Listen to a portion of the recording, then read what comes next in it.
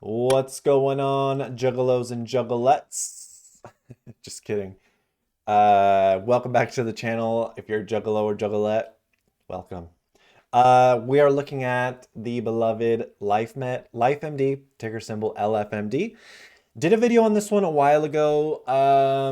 Got some flack for saying it was probably going to go down, although it's a strong company.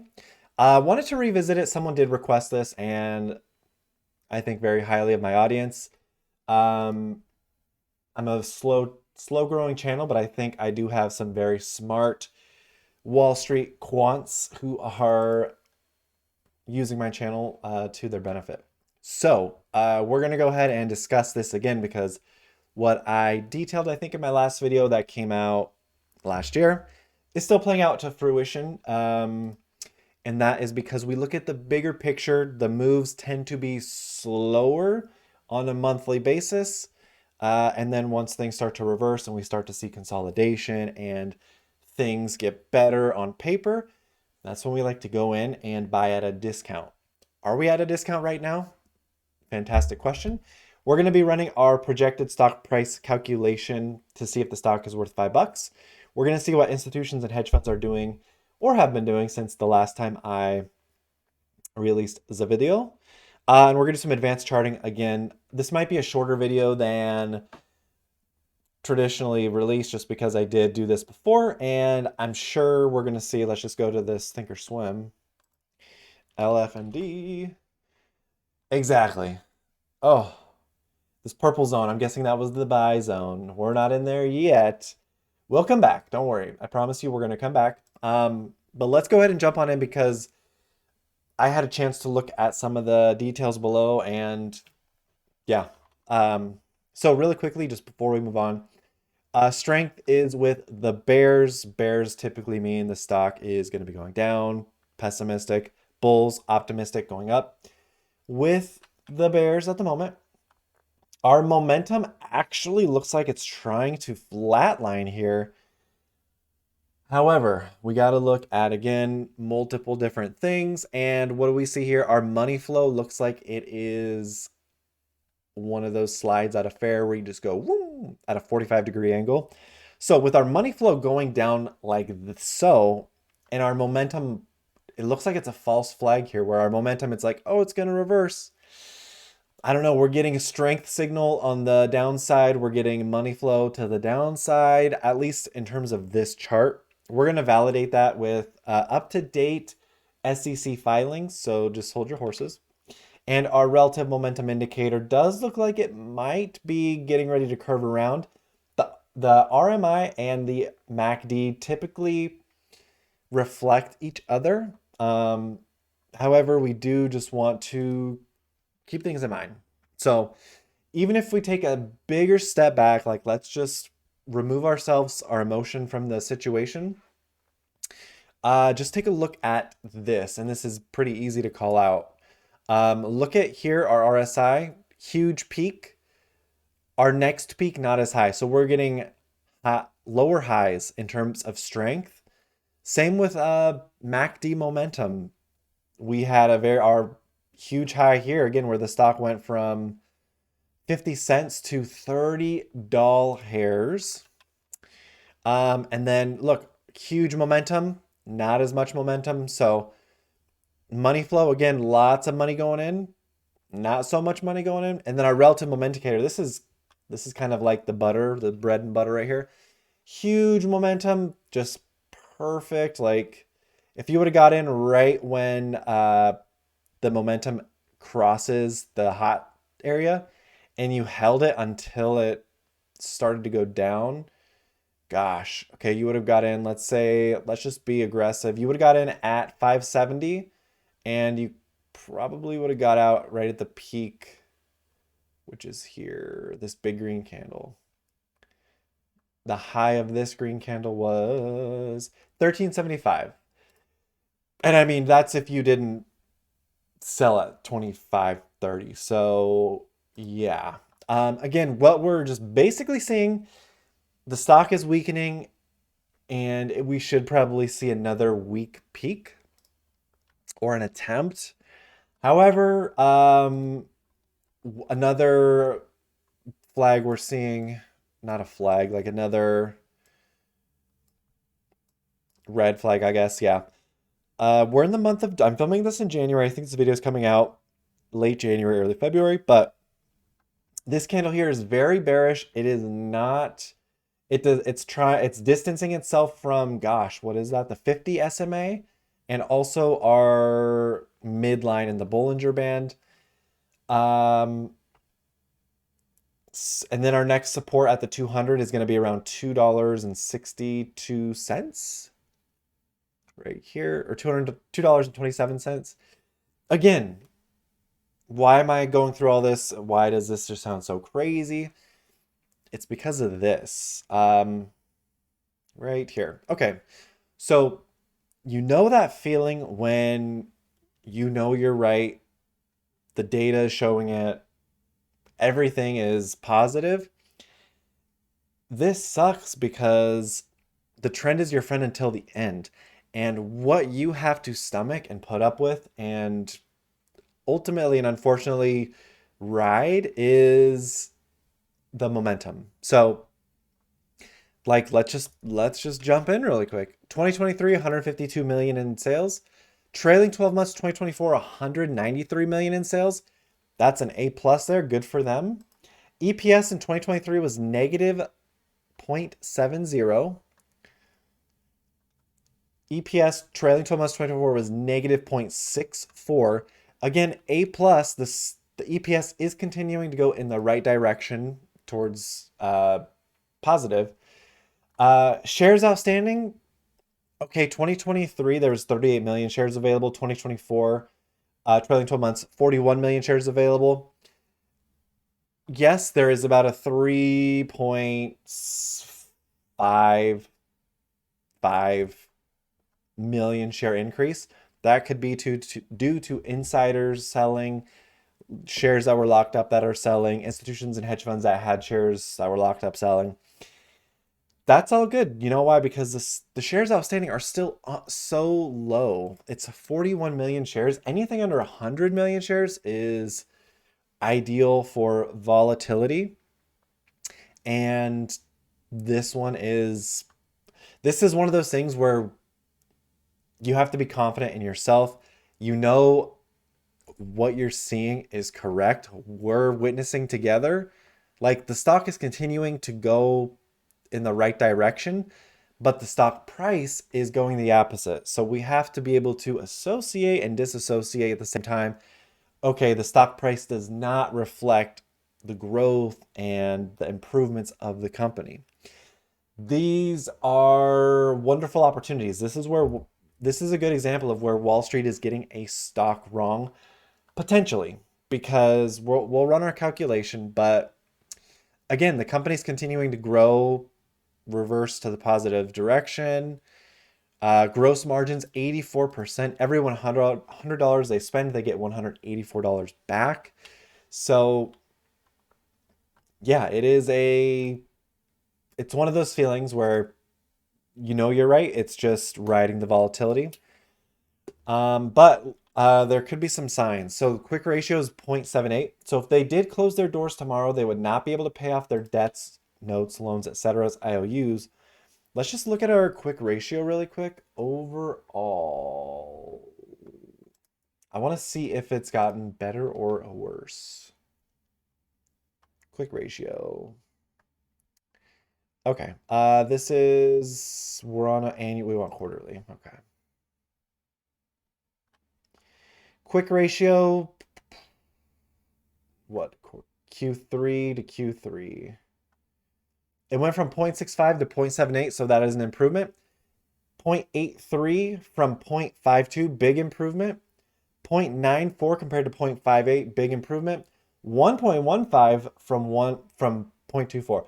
So the company's quick ratio is improving. So again, I'm not really seeing any red flags at the moment, but we'll continue to just kind of dig on this one. So let's open our stock price projection calculator and run through the motions. We don't include the market cap if it is under 1 billion.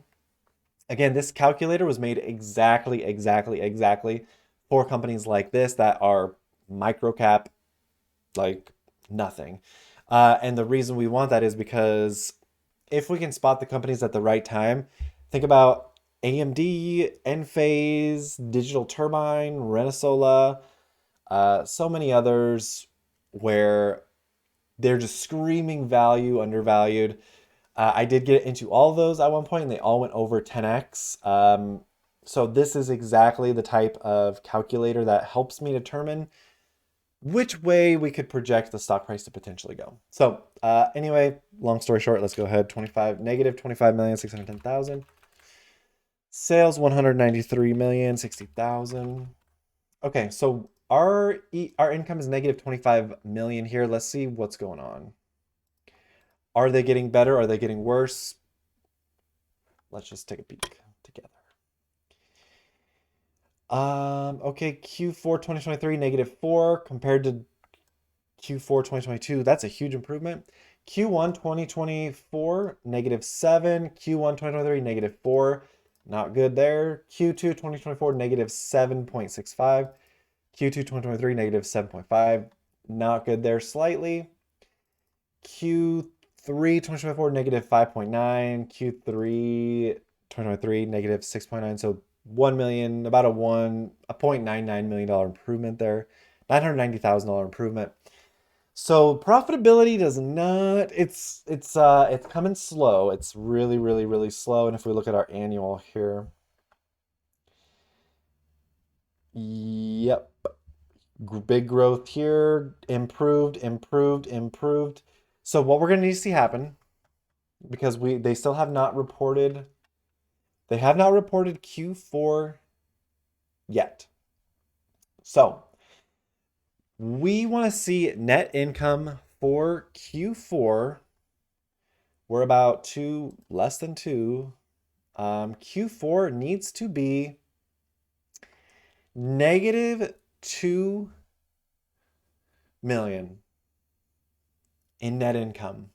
That is their magic number to really show progress, because that's going to be huge. If they miss that, like look at they made a huge jump here. Like they were, where's it, net income? Their net income was not getting good, is getting worse, but then it just got exploded.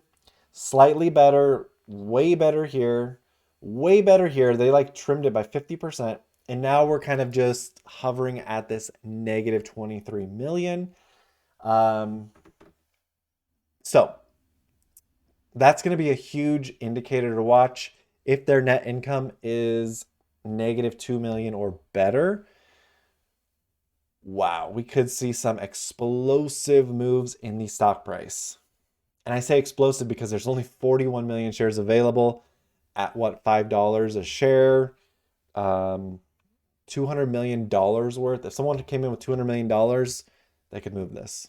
And I know it sounds crazy, but look at the big swings we've seen with like GameStop or Symbiotic, whatever. Like so many companies, their stock price, say hundreds of millions or billions of dollars are traded in a day. So this thing could really go bananas at any time if they make the right move. Okay. And their gross margin is just 80%. That is just incredible. So hats off to them. Back to our calculation. And we need to go back to quarterly. Okay, we're quarterly. Cool. Cash is 37,590,000. Debt 19,460,000. Very cool. Okay. Total assets 72 million. Ooh, total liabilities 78. When liabilities exceed assets, that is the danger zone. That's when bankruptcy talks start swirling. Any short reports, any company, any firms that short could release a hit piece on this. This could tank fast. Again, it could go up very fast, could go down very fast. Wow. So it looks like they really got hung up. Q2 2024, bad. Q3 2024, badder. But other than that, their assets were slightly better than. Oh, nope, not here. Not here. Not here. So they need to get their liabilities and assets in check. Again, that's enough to hold me back, honestly, too. We already looked at their quick ratio. Uh, Justin Sherber, yeah, just selling quite a bit. 600, 700, 8, $900,000 worth. Very cool, I guess. I don't know. Good for him. Uh, like I say in all my other videos, when a stock is overvalued, we'll see some selling from insiders. If stock is undervalued, we'll see some buying. So, um, unless they're on a repurchase or tax plan, you could typically find that in the 10Ks.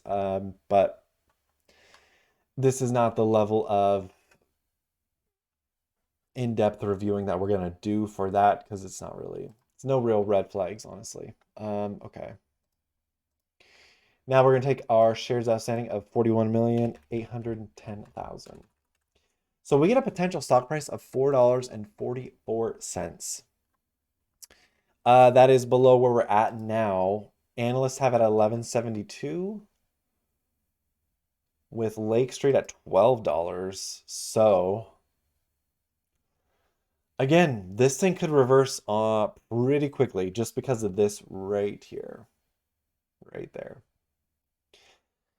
Okay, institutions own 39%. That is old data. New data shows they actually own 47%. And let's just blow this up.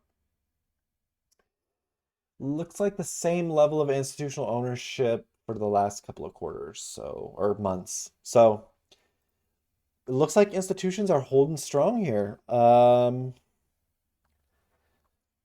Divisadero Street Capital Management sold out 59%. BlackRock reiterated. We got to see Come on, let's just look at Vanguard here.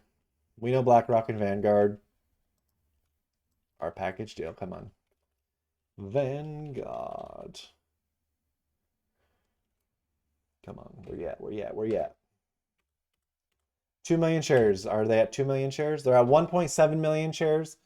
They added 12% early November. So, yeah. But what do we got here? This is the medulla oblongata of what we're looking for. So, just kind of looking at my cycle brackets, this was a time to sell, buy, sell here, buy here. I think that's what I was looking for. Also the same, it looks like the stock is always around $4-ish every cycle bracket we get into. So let's just go ahead and let's keep it going. Let's keep this party going. And we have it going to here. I don't know why. So what is this? Let's just see. 2/1/17. Every 3 years and 5 months, this stock is at or above $4.47. Every 3.5 years. So again, heavily watching this area. The stock has tried to break through this blue line that I'm just bumping right here. And then has tried to break through this one. So I definitely think we're going to get to 378. If it gets to $1, $2, this purple zone, I think that is when I come out and I just throw all my cash at it. As long as the company's doing well, as long as their assets and liabilities get to a better area where assets are dwarfing liabilities, We need to see that. And as long as their revenues continue to grow and their EPS continues to go in the uptrend positive direction. So definitely keep this one on watch for sure. Um, yeah, we could see a huge reversal here. I mean, and then we're getting into this area, which if you know the areas of the periods of panic, 2029 to 2032, we're going to see some amazing euphoric stock market again. So beware. Again, would like to buy down here. The stock will probably go into $8.35 to 770 in like 2026, maybe 2027. Sorry, 2027. Again, I'm just waiting for this purple area to kick off and be patient for consolidation. No rush, really. The chart usually tells you what's going to happen. So I know there's some positive catalysts coming for this company. However, again, this chart is looking primo. So patience, patience, patience. If you made it this far, I did not expect it to be this long. Thank you so much for watching. Take care. Bye.